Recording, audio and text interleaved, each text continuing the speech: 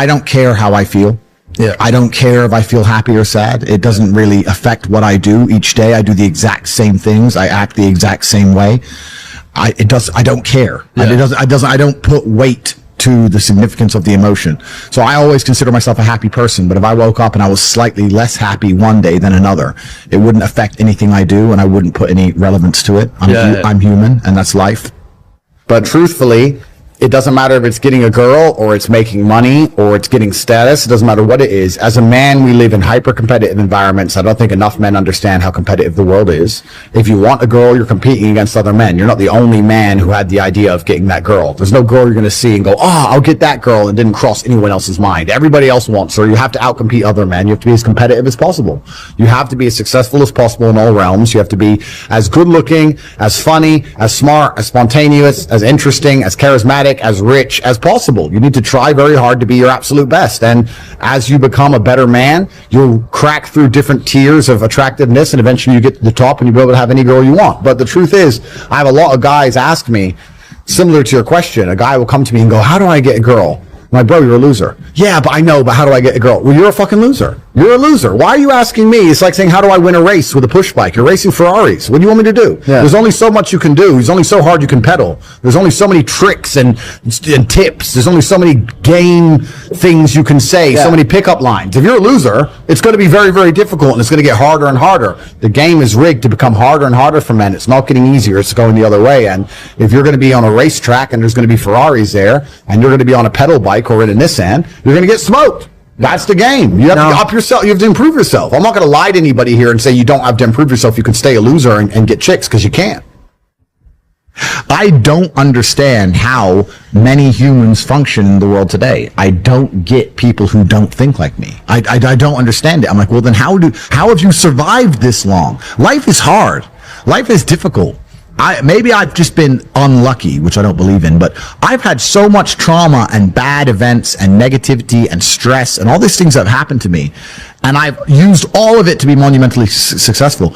If I wasn't that way inclined, with the workload that God put on my shoulders, I'd just be in a ditch somewhere. Yeah. I would have killed myself by now. Like, I don't understand how people are functioning. If you're not thinking like me and you're going through life with any other mindset, you've been extremely fortunate that God smiled on you and allowed you to sit around most of the time doing jack shit, and you have yet to be punished for that. Yeah. I could never have lived that life. If I was a bit lazy or a bit, or I was a bit of a snake, or if I lied to people, I'd be dead by now. Yeah. Like, so a lot of these people are just absolutely and utterly blessed by God that they managed to go through life with such a non-competitive mindset, and they're still breathing. Like, I don't understand how people can think any other way. Yeah. I've spoken to dudes and like, I had a bad couple months. Why? Oh, my girl left me. You've wasted months? You've wasted months over some... Like, you had the, think of how much God loves you to have given you the grace and given you the opportunity to waste months of human time over some chick. Like, talk about blessed head to toe. If I waste months, empires are going to collapse. I'm going to end up in a cell or dead if I waste months. I have things to do every single day. I can't waste a second. Like, these people are just absolutely infinitely blessed, and their mindset is a product of that, because they're spoiled children. Absolutely spoiled children. If you're going through life with any other mindset besides a hyper-competitive one, where you are capable of competing with some of the most dangerous men on the planet in all their forms, me and my network, and also my competitors. If you don't have that mindset, then you have to understand that you are spoiled. You're spoiled by your reality, because there's a whole bunch of people out here daily who fail. There are men out here who fail daily, and they have yet to feel the true consequence for it. They fail to go to the gym when they know they should have gone to the gym.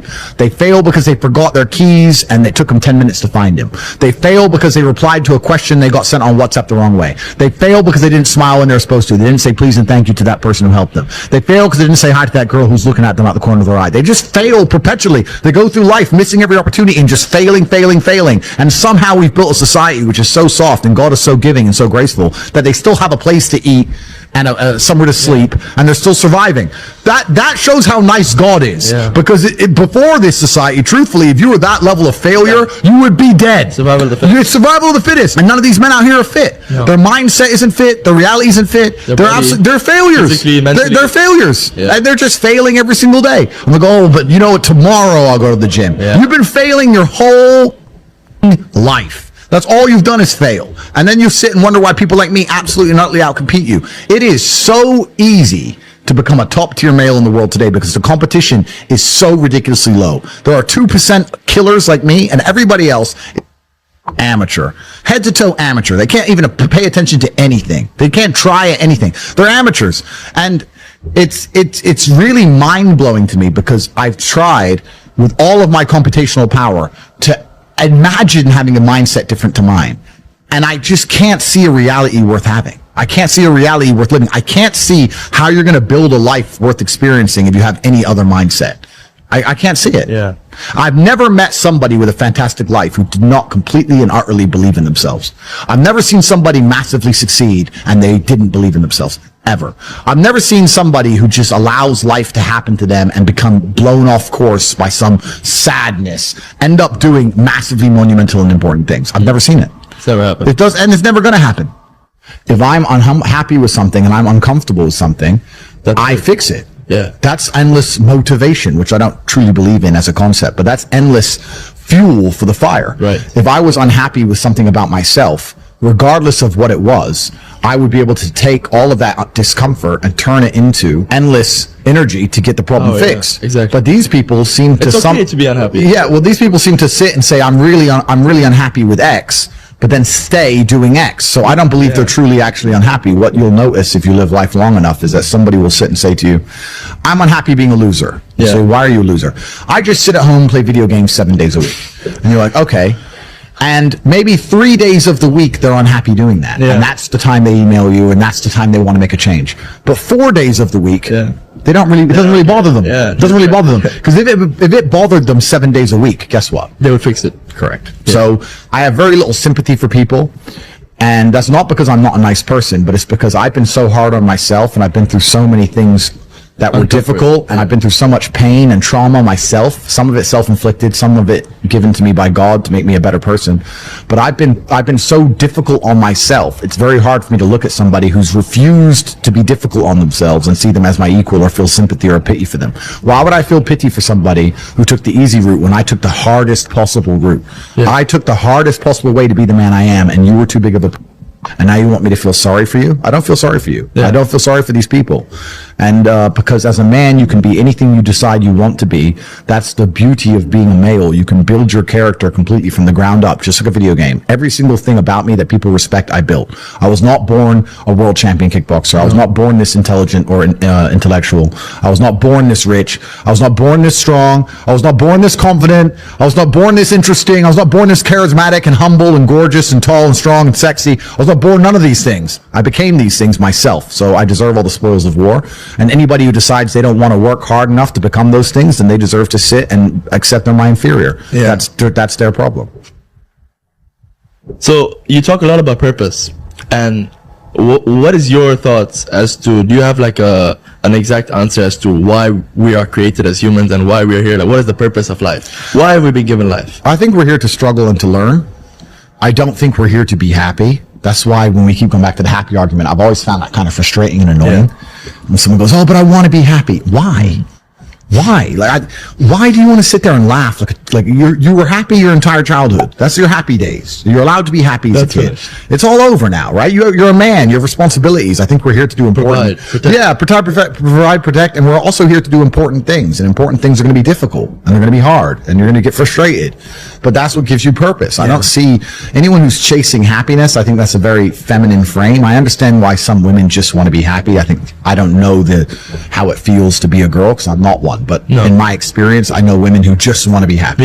Girls just want to have fun. Fine. But you're a man, right? And if you're a man, then it's absolutely not really a different experience of life. I think we're here to struggle. I think we're here to endure pain. I think we're here to just see how hard we are to kill. I think that going through terrible things and living through them and coming out the other side is one of the most fantastic things about being human. I think that it's almost like once you understand what life is really about, there's no emotion which isn't enjoyable. The only emotional state which can be seen as detrimental is feeling nothing at all. But if you're sitting at home and you're feeling truly heartbroken, at least you're feeling something, right? And I think that's the whole part of being human. I think we're here to struggle. I think we're here to go through pain. I first made my millions of dollars. The first time I ever became a millionaire was with Webcam Studio. Oh, really? I didn't know that. Yeah, this is how I first ever made money. I mean, I was a kickboxing world champion, but kickboxing's not boxing, right? Yeah. So I'd make like $100,000 a fight. You fight 2 or 3 times a year. You pay 20% to your manager. You pay taxes, but you're not rich. So you get like 30 to 40% of the money. Yeah, and I didn't consider myself rich. Like 30, 40 grand chunks, what, twice a year, maybe 3 times a year. Living in London, London rents, need a car. You're trying, like you're not rich in any way. And that's actually the reason I retired, because I woke up one day and I thought, I'm giving 6 hours a day of absolute focus and energy to this. And I believe I'm smart enough that if I put that much tenacity into something else, I can be a multimillionaire. I truly believed that. I was like, I've realized now I've reached the pinnacle of kickboxing. My choice is either to change over to MMA, which I was offered to do earlier in my career, but at the time, the kickboxing contract paid more money. I had to pay the bills, so I went kickboxing. Change over to MMA, learn to wrestle, change over to UFC, blah, blah, blah. But this is also like 7, 8 years ago where even the UFC didn't pay the money it pays now. But the UFC still doesn't pay that much money from what I understand. No, if you're like top 5 or champion, yeah. But most of the dudes you're going to see there in the prelims, they're getting 10 grand a fight, 9 grand a fight. It's nothing, right? So it'd be like starting my career all over again. And at the age of 28, I thought, I don't have the gumption to start again. I've been through hell for this. I've broken my hand 8 times. My ribs have been broken. I don't want to do this all over again. So what do you do when you realize that, hey, maybe I don't want to keep fighting? I decided to get rich. What does that mean to you when you're sitting there, you're getting $30,000-$40,000 kind of net on a per fight basis? Is rich to you like, hey, I want a couple $100,000, $1 million, $20 million, $1 billion? I wanted 30 or 40,000 every month. 30 or 40,000 every month, so about $500,000 a year, give or take. I thought if I had that much money, I could do whatever I wanted. Okay, that's what I decided. So what's step one that you do? So step one is, maybe that's how we ended up here together, my friend. Step one is I decided to be very logical about it. Chess player, right? So it's like, I want money. What is money? How do banks work?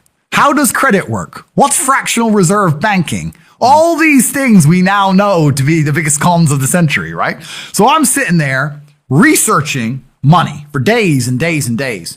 And then I get more mad because I'm like, whoa, money's trash and I don't have any. Now I'm really annoyed, right? I thought like everyone else did that, everyone puts their money in the bank and the bank takes some of other people's money and lends it out. I didn't know they invented it from the sky. I still at that point thought money was linked to gold. I didn't know nothing. So I'm learning all this stuff and I'm getting really angry. I'm like, now this is really annoying me. So anyway, I had a piece of paper there and I'm in my research phase and it start writing down some dude on YouTube. I don't know who he was, some dork. He was a pro gold guy. This is before, maybe Bitcoin was probably around then, but like early. He was a pro gold guy saying buy gold, buy gold, buy gold. And he was saying the difference between an asset, a liability, et cetera, et cetera. So I started trying to write down what I had. I was like, I have an apartment, I have a BMW. I'm in good shape, but I already use that for fighting. What can I do? I can play chess. I'm just writing down the things I have and what I'm good at. And then I kind of realized, I was like, I've got like 8 girlfriends. But because I was traveling the world, and if you win, you get a ring girl. It's kind of like she's banging the winner, right? You win a world title, you get to choose the ring girl you want. It's pretty easy, right? So I had a girlfriend in Slovakia, I had a girlfriend in France, I had a girlfriend in England, all these girlfriends. Do they know about each other? No. Okay. But they find out pretty soon. So I had all these girlfriends, so I'm like, maybe I could open a strip club and like be a pimp, and, be a gangster about it, And then that opening strip club. That's literally the first thing you thought about was opening a strip club? Well, I thought I have these beautiful girls. How can this is before like Twitch existed. So I was like, what can I do with these hot girls? I was like, it's just an asset, right? There's these girls and a lot of them were messaging me. They thought I was this millionaire world champion. They all wanted to come London, live with me and thought I was a big boy millionaire and all this stuff. So it's like they do because of social media. Well, partially because of that, and also because they met me. I turn up, I fight, I win the world title, I leave. We're texting each other. They assume I'm this big boy, right? So I'm kind of like, what am I going to do? What am I going to do? I thought, man, I investigated strip clubs, way too much money. But this asset class of beautiful women was kind of on my mind for a few days. And then by absolute coincidence, I stumbled upon somewhere on the internet. I was on one of those websites where you used to download like free games and bullshit from. And in the corner somewhere it said, hot girls want to talk to you now or something. I said, hot girls. So I clicked on that, not because I was interested, but because I thought I have hot girls. And it was one of those webcam websites. And I was like, so these girls sit here and talk to dudes for money.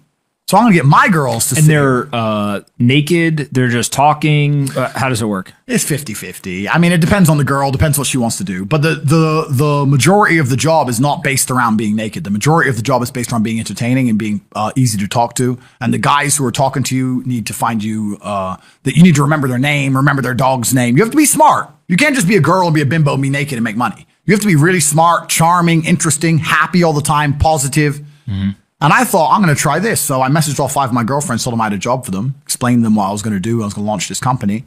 4 of them agreed. All 4 flew in, sat around the same table. They're all like, who's she, who's she, who's she? I'm like, well, you're all my girlfriends. 2 more left. And then 2 stayed. And that was the beginning of my little attempt at a webcam empire. And I put the girls there. And my role in it all was I did all the tech side of stuff, which is the first thing, of course. And then also, and I get called a pimp a lot.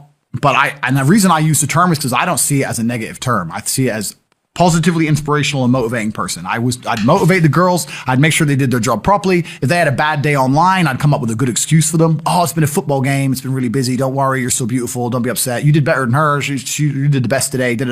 I keep everything organized, put the schedules together, all that kind of stuff. And is it hard? It's hard because women have to want to work for you.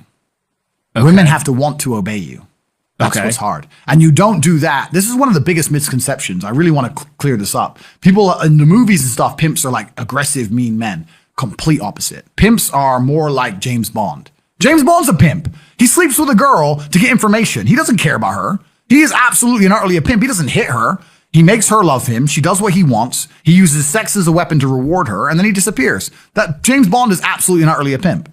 So I say pimp because everyone calls me a pimp online, tries to go, haha, you're a pimp, they're going to get offended. It's like, no, beautiful women wanted to work for me, and they wanted to work for me because I displayed supreme competence. And they knew if they worked for me, they'd make a lot of money. So whenever I was out, I'd meet a waitress and say, well, you're working 10 hours a day for pennies. You can work 10 hours a day for me, make 10 grand a month, or 20 grand a month. And over time, I just built up this big little empire of webcam girls. At one point, I had 4 locations, 75 girls working for me. And I was doing. And we say locations, like, explain what goes into a location. I just rent houses. All right, so you rent a house, and in the house, you just literally, hey, go live here. There's like technology set up, and then you can basically just sit in front of the computer and literally be on the other end of one of these webcams, and guys are paying by the minute, by the hour, whatever, to talk to you. It's their choice whether they are doing it fully clothed, just talking, getting naked, whatever, and then you're taking some cut of it. Yeah, basically. So I had girls who would live in the house. And that was pretty impressive. I just broke down the webcam business. Bang, you done it, man. You nailed it. No background information. Yeah, you nailed it. You nailed it. You nailed it. So the girls who lived in the house would have set amount of hours they want to do, and then we'd have rooms that they could book in and do X amount of hours. A girl could come and do 1 a week or whatever. We'd have rooms they could share. And then, very much exactly like you said. They'd go online, they'd do their hours, they'd have their regular customers, they'd get their money.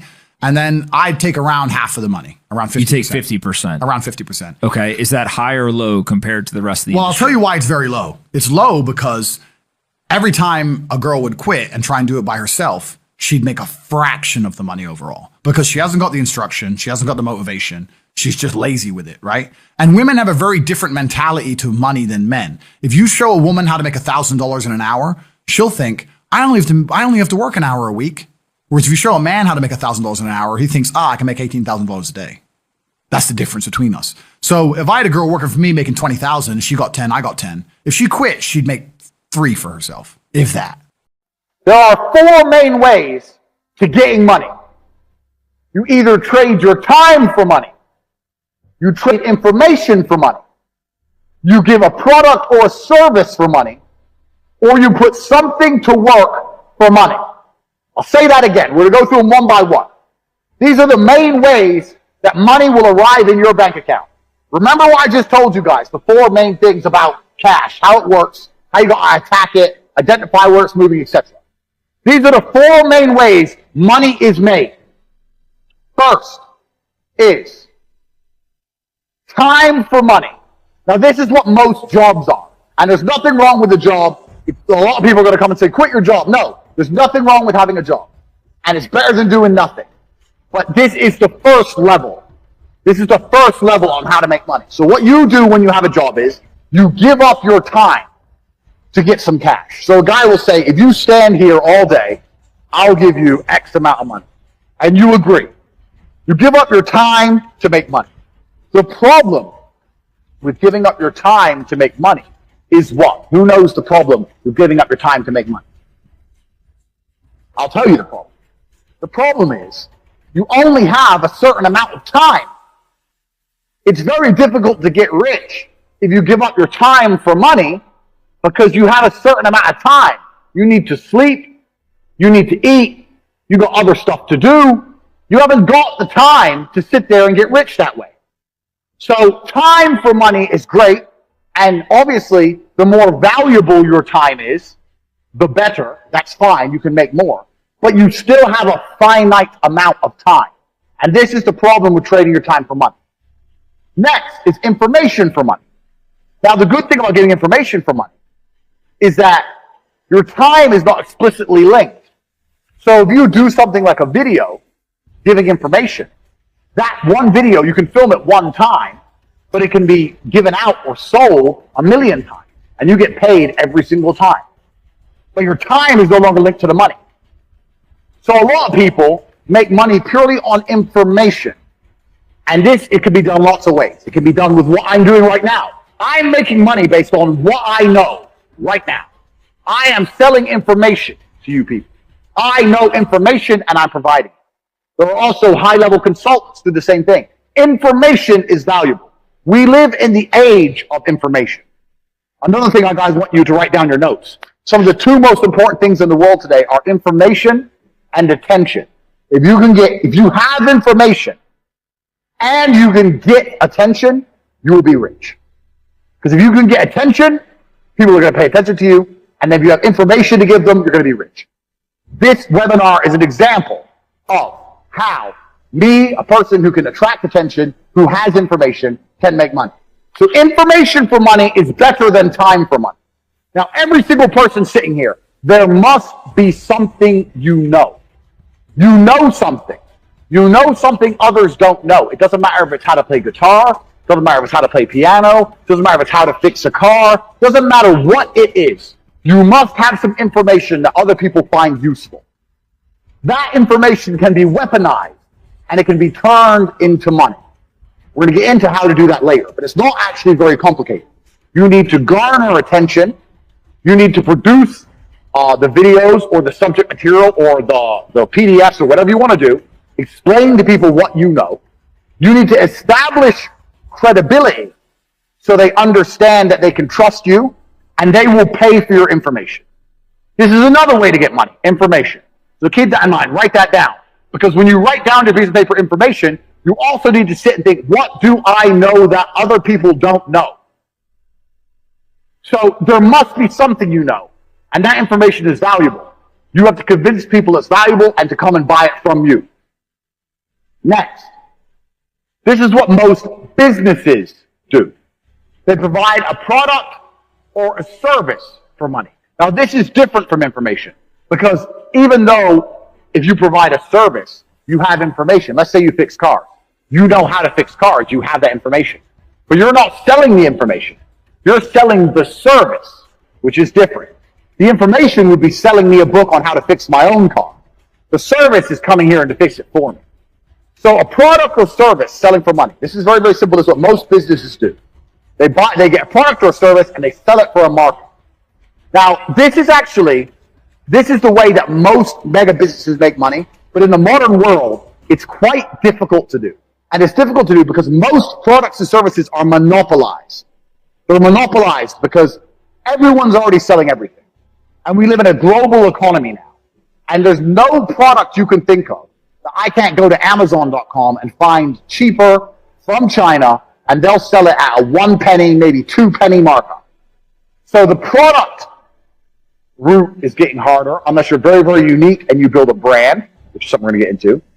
The service is fine, but you know what the problem with service is? Service is once again linked to your time. If you're providing a service, you're still giving up your time for money. Do you understand? So the product angle is difficult, the service angle is difficult, the time angle is difficult. So far, the only angle we have will allow you to make money scalable out and beyond is information for money. Next,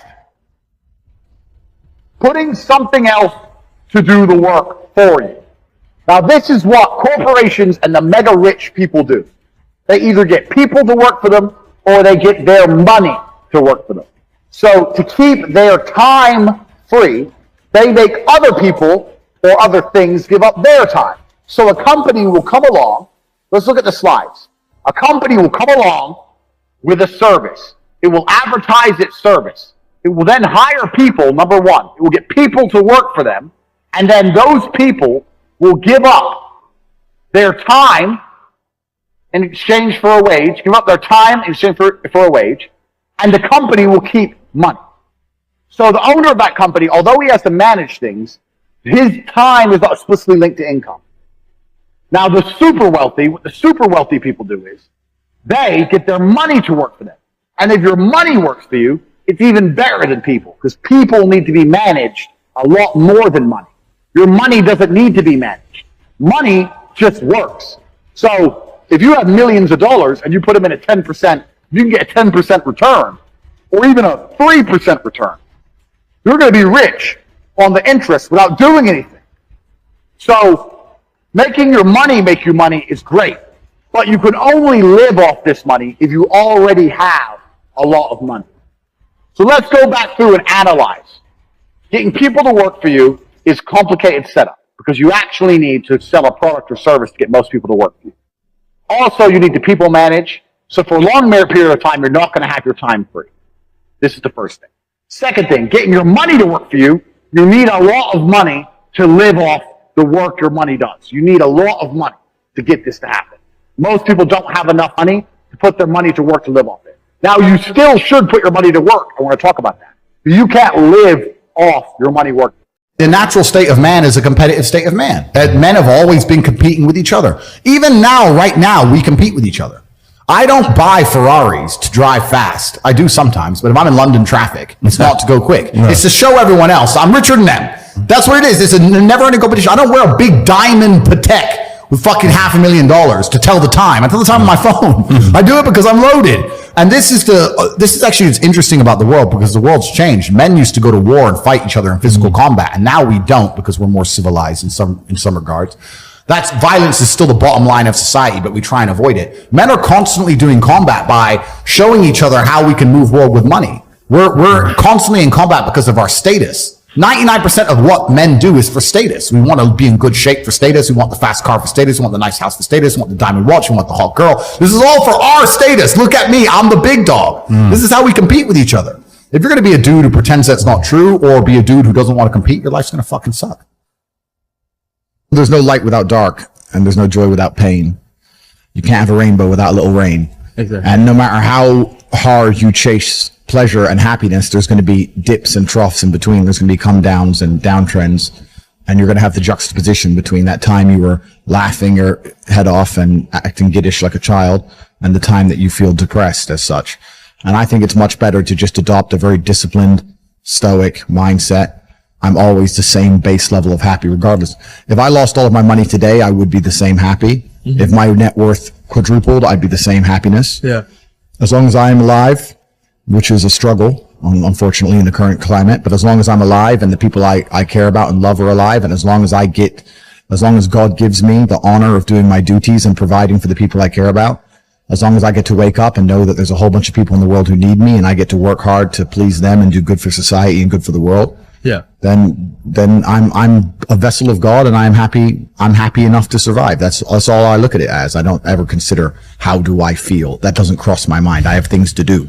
I have things to do. You're too busy to think about that. I'm too busy. I have things to do every single day. I have very important things to do, and how I feel really is not going to affect how I complete those tasks. Right. And when I speak to men, they say I'm unhappy, or I need to be happy, or I think that's absolutely the wrong frame of life. You're a man, you have duty, you have honor, you have things you should be doing regardless of how you feel.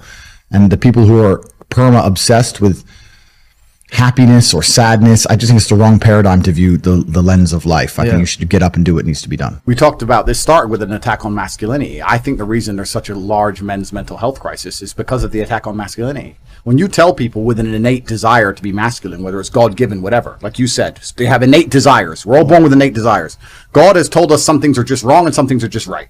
And you have an innate desire to act a certain way, and then society is telling you that if you act that way or if you have those desires in any way, you are a bad person. That's where the men's mental health comes from. That's where all these men are sad and depressed, is because they're like, you know what? I'm not supposed to want to just get big, get strong, get important, get a hot girl, get a nice car. I'm not supposed to want that. I'm supposed to want this. This is garbage.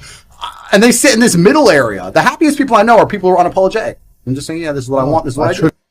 How I feel has absolutely zero bearing on how I live my life. I'll do the exact same tasks with the exact same vigor, whether I'm happy or sad. I still want to win. Think of every bad decision you've ever made and see the emotion involved. Your mind must be stronger than your feelings. The point is this. If you truly want to win, you can't only want to win when you're happy, and you can't only want to win when you're motivated, because you're competing against people like me who want to win all of the time.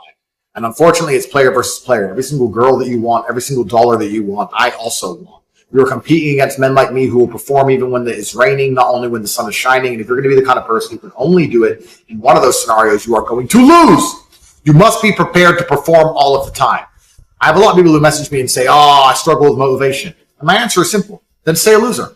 If you can't find the motivation to not be a loser, then I strongly recommend you just stay a loser, stay in your lane, and stay out of my way. Yeah. I have no time for people who cannot find the motivation to fix themselves and fix their own lives.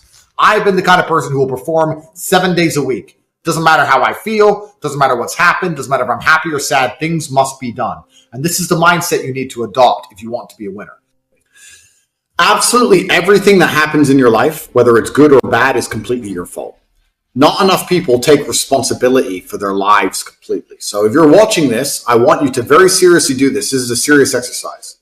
Take responsibility for your life. I want you to get a pen and a paper and write down everything good in your life, everything you're grateful for and thankful for, and everything bad that's happening to you in your life. Perhaps you have a job you don't get paid enough. Perhaps somebody, your job doesn't like you and is being horrible to you and is preventing you from getting a promotion. Perhaps your girlfriend doesn't listen to you. You have a bad relationship. Everything in your life is completely your fault. Please understand, as a man, the key to being successful is building a formidable mindset that makes you ultra and hyper competitive in a very competitive environment. Now, competence and the ability to perceive the world as it really is, perspicacious and understanding the truth of the universe, is certainly a key element in terms of becoming a feared opponent and understanding the world and being competitive. However, there are certain scenarios, there are certain times in which you don't have to be concerned with being right or wrong. You must be concerned only with being as competitive as possible. This is the idea I try and teach people inside the Matrix when I say, I do not believe depression is real, and they try and convince me it's real. I don't care what science you come up with convincing me it's real, because if I believe in depression, I am more likely to become depressed. If I don't believe in it, it cannot affect me. I cannot become depressed if I do not believe in depression. So by extension, my mind is more competitive. I'm a more feared opponent. I'm more dangerous if I don't believe in depression. That's why I've created my mindset to be as competitive as possible. You must understand that competitiveness as a whole is the baseline for masculine experience. Every dollar you want is wanted by other men. Every female you want is wanted by other men. You are competing against other men your entire life. Even when you walk into a room, instantly you are measured and sized up and down, and you are competing. So for this reason, you must understand that you must build a mind that allows you to compete day after day at the highest possible echelons and be successful. Build a competitive mind. Now, to do that, you must self-analyze. Everything in your life is your fault. By accepting everything in your life is your fault, it makes you more competitive. If you believe that things just happen to you or that bad luck just comes and you can't affect it, you're not as competitive as someone like me who believes that everything is my fault. If it rains tomorrow, I am responsible for the rain. Do you understand? You may think I'm crazy, but I'm not, because I could have looked at the weather forecast and flown to another country to avoid the rain. There is always something I could have done. I could have packed an umbrella. I could have planned to go driving on another day when it's not raining. Everything is my fault all the time. I have absolutely not self-responsibility and accountability, which allows me to become as effective as possible when I'm facing my problems. When the problems appear, my Aikido is max level 1000 because I am self-analyzing permanently. Everything I do is self-analysis. I get asked all the time, but what do you feel? Or what about happiness or depression? That doesn't even, how I feel doesn't cross my mind. I don't know how else to explain it. There are days where I'm pissed off or sad or happy. It doesn't cross my mind. It's just like, I woke up, whatever mood I happen to be in. I have things I need to do. It's a busy day. Zuby's here soon. I need to go training before he gets here. I had a meeting with the bank at 7:15 a.m. I have shit to do. Like, I didn't cross my mind if I was happy, sad, excited. I just had to work. So I think my mental model, to a degree, I'm certainly not a person who doesn't feel emotions, because we're all human. I certainly do. But I've never prioritized them in any regard. I haven't built a mental model that affects, I haven't put them in the middle of my mental model and then affected my actions based on how I feel for each one. It's absolutely and completely the opposite. I would love to do a podcast on a day where I'm particularly sad and a podcast on a day where I'm particularly happy. And I guarantee you wouldn't be able to tell the fucking difference. So that's what allows me to be competitive, right? Because if you're competitive, if you want to be the most competitive predator on the planet, you have to be able to hunt in the day and the night. You have to be able to do both. You have to be able to perform when you're happy and sad. You can't only be able to perform when you're happy. You can't only go to the gym when you're motivated. You can't only be a competent person when your life's going well, because when your life's not going well, you're no longer competent. Then you're going to lose to people like me. And it's player versus player. If you're the kind of person who can only do well when you're happy and you're competing against someone like me who can do well all the fucking time, guess what? You lose. So my mental model, the answer is most of my opinions are just based around constructing a mental model that allows me to be brutally competitive. There's a version of you that never sleeps in, never skips training, never wastes time. There's a version of you who never fails. It is waiting for you. Genuinely ask yourself a question, you at home. If you had done those things for the last 2 years, you never skipped a training. You never wasted time. You never scrolled TikTok. You never sat aimlessly on the internet typing in garbage, never played video games. You never wasted time. You never skipped training. You were training every single day. You never slept in. You were never lazy. There's this version of you. Imagine the person you would be. Genuinely imagine what you would look like. Imagine where you would live. Imagine the car you would drive. Imagine how much your woman would respect you. Imagine the love you would see in her eyes when she looks at you with adoration like a king. Imagine your existence. That person is waiting for you. And the only thing that's stopping you from being that person is your monumental laziness. You can have it. The universe is very giving. It will give you anything you work for. I've never seen somebody try for something with all of their might and not get it. The only people who do not have the things they want are the people who do not try for them. I've never seen a person wake up and say, my only dedication in life is to solve a Rubik's Cube and fail. You are not stupid. You are not incompetent. You are lazy and arrogant. It's extremely important you understand that that person is waiting for you, and you are declining that version of yourself. In the multiverse, in the many different versions of the universe that exist, there is a version of you that does those exact things, and he is a greater person than you can even fathom. You can transform yourself into that guy. You can be a top G. That's exactly what I did. I knew who I was going to have to end up being before I became that person. My brother and I are not from rich families. We were not from advantaged beginnings, but I knew I had to be a big, strong, fighting billionaire. That's what I knew I had to be. Discipline is the key to success. If you cannot force yourself to do something you don't want to do, how are you ever going to put yourself through the suffering required for greatness? If you cannot force yourself to train when you do not want to train, if you cannot force yourself to work when you don't want to work, if you can't force yourself to not log into Pornhub or force yourself to eat right, how can you possibly ever become a monumentally successful person if you cannot control yourself long enough to do what must be done as opposed to what you feel like doing? The only people who get to live their lives based on how they feel are women and children.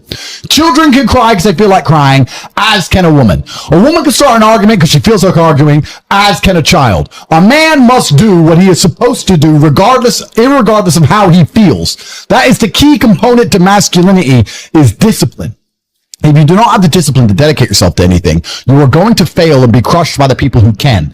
If you only go to the gym when you feel like going to the gym, you're never going to be as strong as the people who go to the gym when they don't feel like going to the gym. That is a reality of life. So, I train every single day. I've actually heard from some people saying, you overtrain. And I explained to them, one, I don't believe in rest. I'm not you. I'm not pussy, and I'm not broke like you are, Mr. Fitness Trainer, standing around the gym teaching people $50 an hour.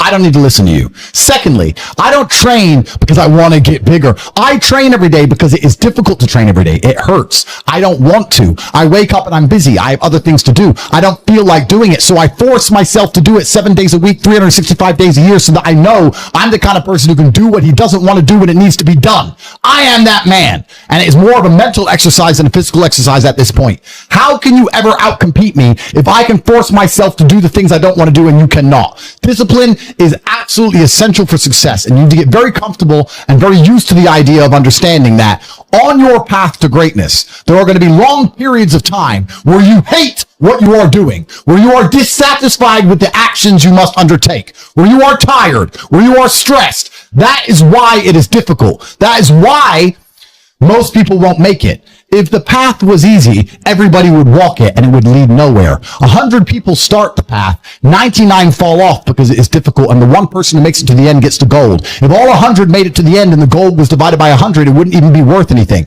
The difficulty gives it value. The fact that it is difficult to do is the key component into the fact you want it in the first place. If it wasn't difficult, everyone would have it and you wouldn't want it because no one would respect it. It's supposed to be hard. Life is supposed to be hard. You're supposed to think this is terrible. You're supposed to suffer and smile through the pain regardless. Discipline is the key to success in all realms as a man. And if you lack it, you stand no chance. You can give most people a roadmap to success. You can give them a Ferrari with a full tank of gas, and a lot of people still wouldn't make the destination because they would say the drive is too far away. Quitters, they don't have the discipline. You can tell them exactly how to do it. You can give them the mechanism to get there, but they don't have the discipline to complete the drive and end up at the destination. That is the majority of Earth. This is your competition. People who, even if they are told what to do and people tell them exactly how to do it and help them do it, still quit, still fail because they lack discipline. Even me, with my monumental powers, I can't make a quitter successful.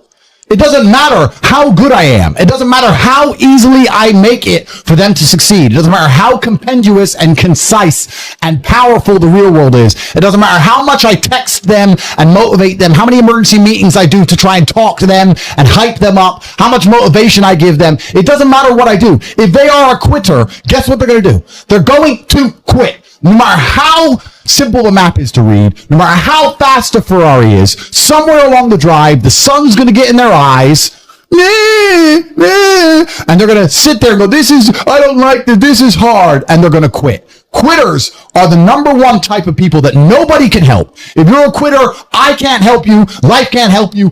God himself cannot help a quitter. So if you lack discipline, you lack the very basic building block to any type of success which exists on the planet. By every single metric which can be measured with science, you are going to stay a loser and a failure.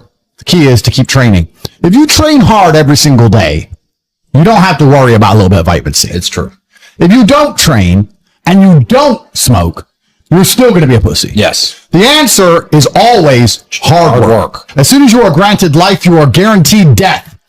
What you do in between is up to you. You are all conscious. That could end tomorrow. That could end in 100 years.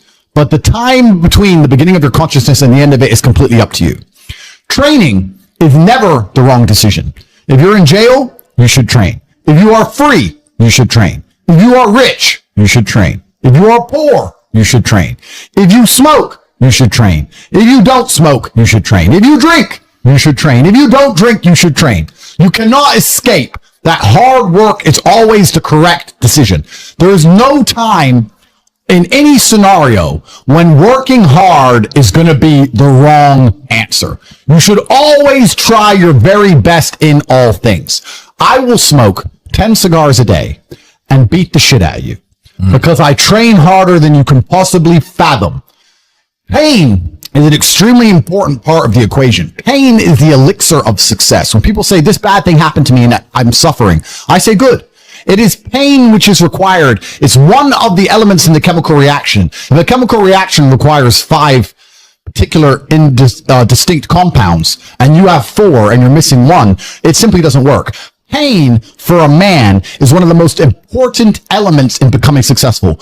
Batman is Batman because they killed his parents. If they did not kill his parents, he would not be Batman. You're supposed to suffer. You're supposed to take that pain. The worst thing that can happen to you as a man is you live a life with no pain in it. To be born into a rich family and have a nice, easy life and be given money and you don't have to go to the gym and not have to train because you have bodyguards and sit around like a fuck up. You're going to be miserable and unhappy and a drug addict buying prostitutes. You're only going to have women who adore you. You're only going to feel confident in yourself and feel happy when you've been through hell and come out the other side.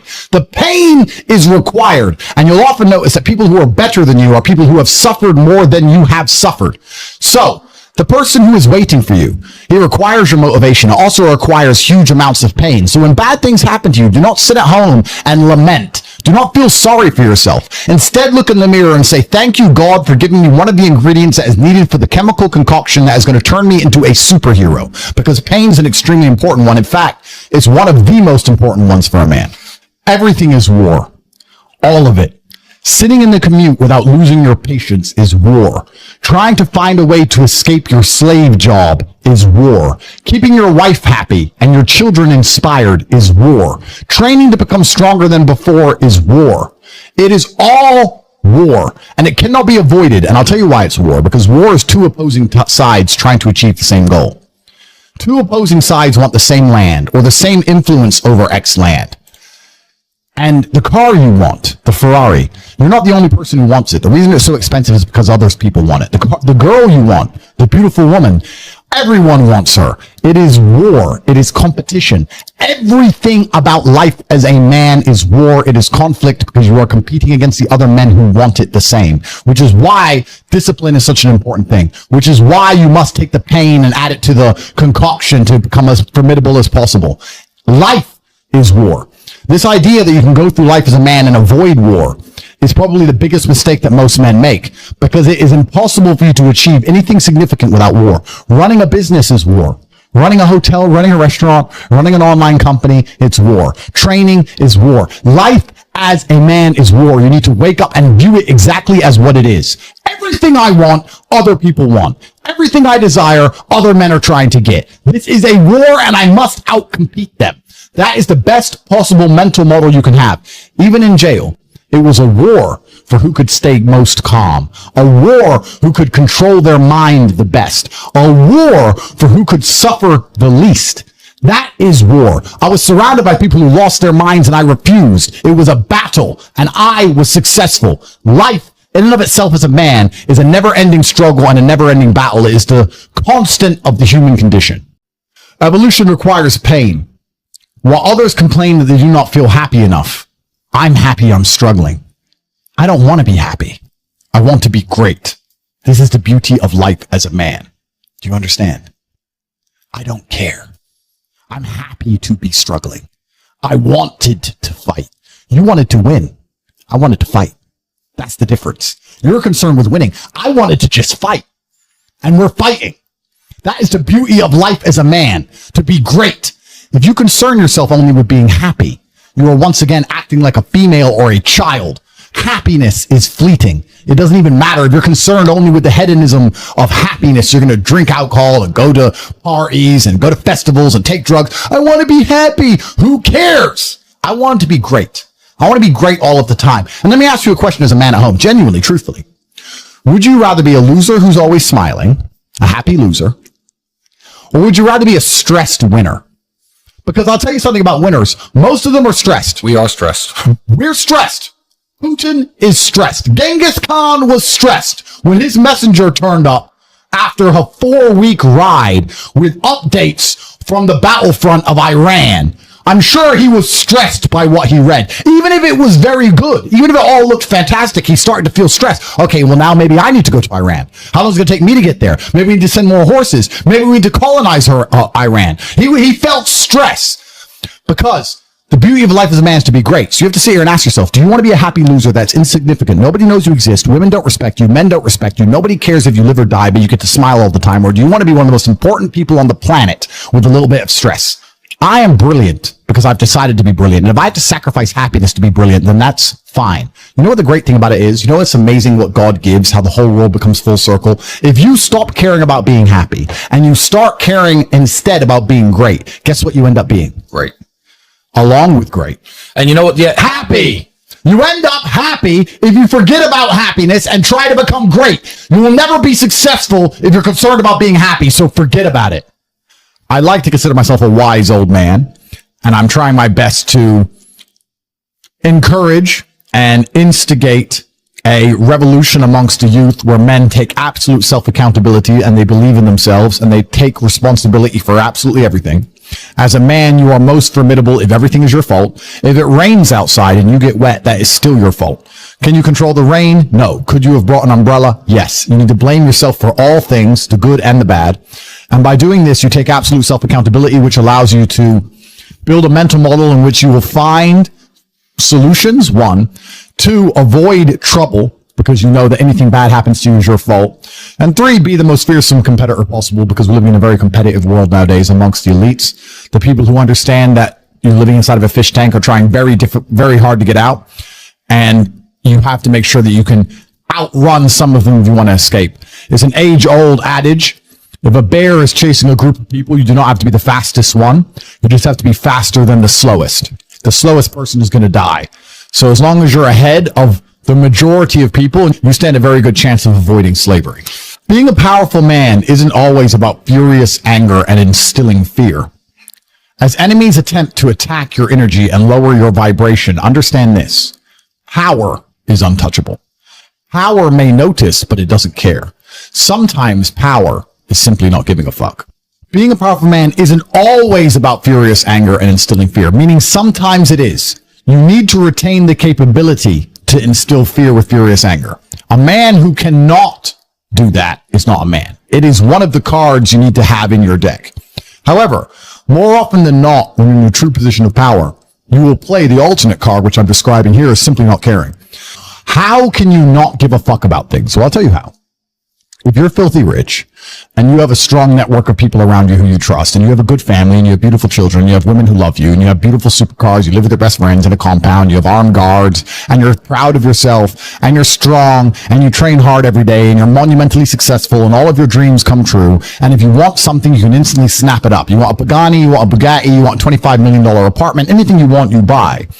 It's very easy to not give a shit about the opinions of people who don't have one fraction of your success. And what these people are trying to do is drag me, I'm using me as an example, but we can also use it for you. When you have true power, they're trying to drag you down. They're not trying to elevate themselves.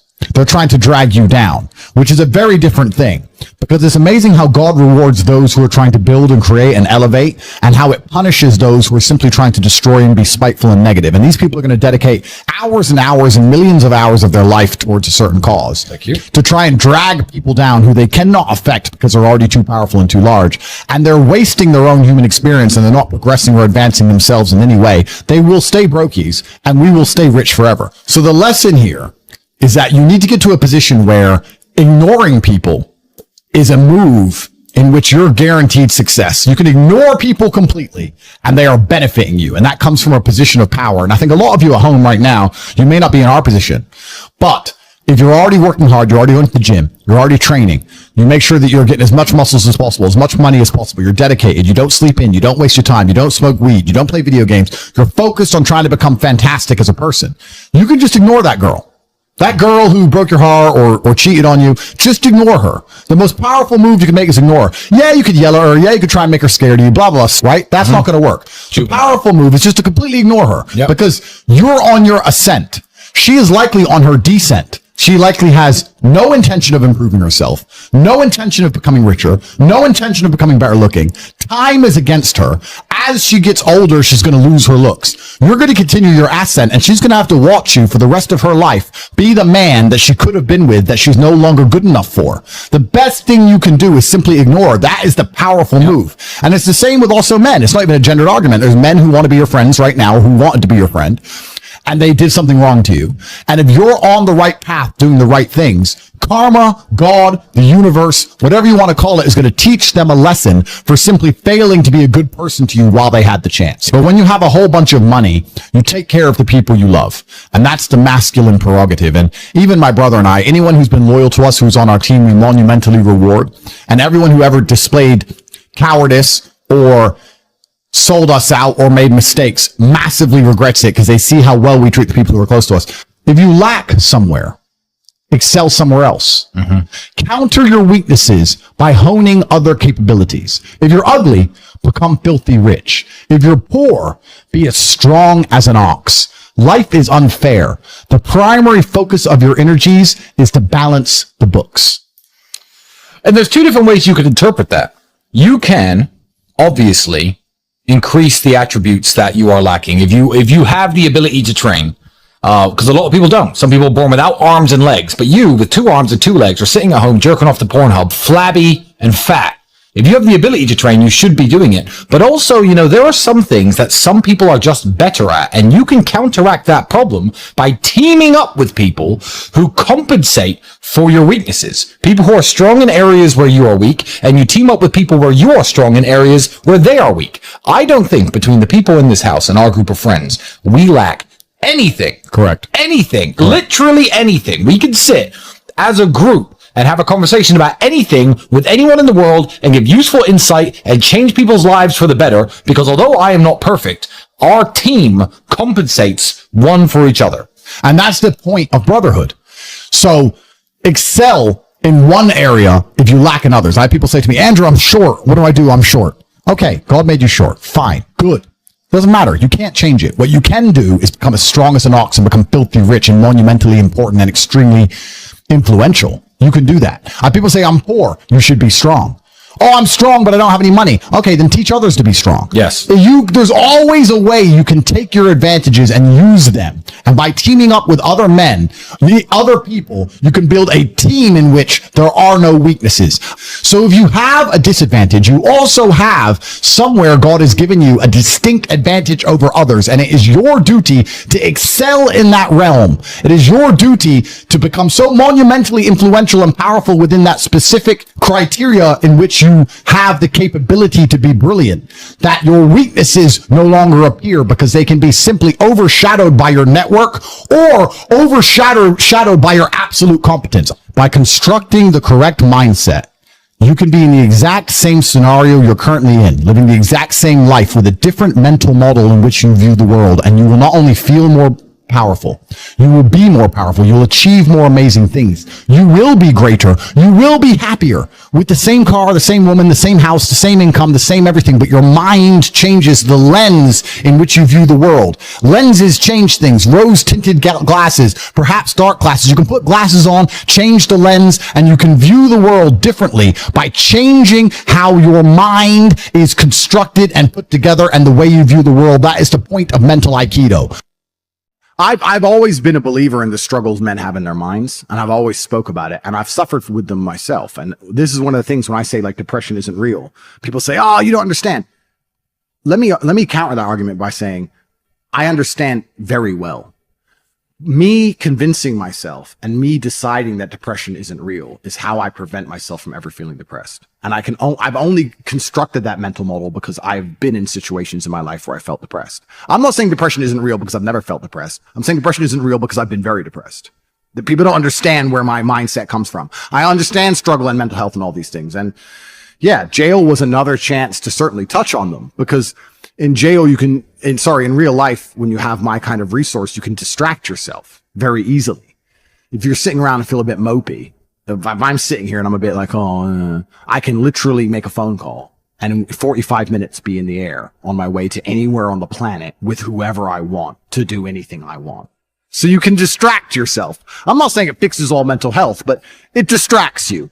Whereas in jail, you are stuck alone with your thoughts. And it was certainly a test of my mental resolve. And I would say that I passed. I did well. There was never a day where I broke down. There was never a day where I couldn't handle it. There was never a day where I was, I wasn't polite to the staff. I was very nice to everybody. There was never a day I couldn't hack it. It was certainly a test. And also, Tristan said this. I don't want to take his words, but he's true. You go through life telling everyone you're the baddest motherfucker there is. Sooner or later, someone's going to test you. You walk in the pub and you say, I'm the hardest man there is. Sooner or later, someone's going to fight you. Sooner or later. And life's like that. You want to be the top G and you want to go through life and say, I'm the top G. Then God's going to say, well, we're going to see if you deserve to call yourself the top G or not. We're going to put you in a Romanian jail cell. We're going to leave you there to rot. You're not going to know how long you're in there for. And the biggest mindfuck is I thought I was going to be in there for years. I had no idea. Everyone's telling me years. I thought I was going to be in there for years. So maybe God was just seeing, he was watching me and he was having a look and saying, you want to call yourself top G? Let's see. And I like to think I passed that test. So it is what it is. But yeah, I agree with you. In terms of mental struggles, yeah, they exist for all men. And I also think that's one of the reasons I'm so large. I talk about those things a lot. I talk about those things a lot with men and I help men with them. And I try and say to men overall that life as a man is pretty shit. And you're going to feel shit for a pretty large percentage of the time. But you're only going to ever escape that if you just perform regardless. You have to perform when you feel bad. As a man, you can't say, I will perform when I feel good. It doesn't work that way because our heads are too complicated and life's too complicated. There's too much on our shoulders and we have too much stress and too much pressure. Our heads are fucked. You have to be the kind of person who says, I perform regardless. I didn't miss a single day's training. I didn't miss a please. I didn't miss a thank you. I'm not saying I was happy. I'm saying I did exactly what I was supposed to do. The worst thing about prison, I think, for everybody else, because there was a lot of men in there who were crying, a lot of men who were having mental breakdowns, I think it is the problem I didn't have, which is knowing that if you're a normal man, you go to jail and they just pick you up and you go to jail. Who pays the rent? Who's feeding your kids? Who's your wife sleeping? Like life gets hard for all the external things you could no longer control, things that were your responsibility. I was lucky I didn't have those problems. And when I spoke to people, most people's issues were things that were happening on the outside. And I felt really good knowing that my life is set up in a way where even if I'm plucked from it, it operates. And I set that up because I thought they were going to kill me. Even to this day, if they shoot me right now, everyone around, everything would be okay. I don't have to exist for my life to fall. So that was fantastic about jail. The worst thing about jail, I mean, the cockroaches started off really bad, but after a few days, it's amazing how quickly you get used to cockroaches just in your bed. You're just like, just kick them out the way. That was kind of bad. But, not knowing when I'm going to get out, that was bad. Having my name slandered all around the world, that was bad. Not knowing how people are reacting to it. Like my first month in jail, I didn't know if people believed this garbage or not. I had no access to the internet. I didn't see anything. There was a lot about it that was hard, but, I have to believe it's going to make me a better person. Why else did I go? What did I go for? To waste 3 months? To stare at a wall for 3 months? Is that why I went to jail? No, I must have gone to jail to become a better person. I must have learned something. I have to self-analyze and find the lessons and pick it out. And I think a lot of people don't do that with all the bad situations in their life. And regardless of whether you went to jail or a woman left you or your business failed, whatever it is, you need to analyze the entire situation and say, okay, what can I learn? There's a big pile of shit here, but there must be a little bit of gold inside. So I've just tried to look at it as a massive learning experience, and perhaps that's a coping mechanism, but I've found a lot of lessons which I'm implementing. And there's a very strong chance they're going to put me back.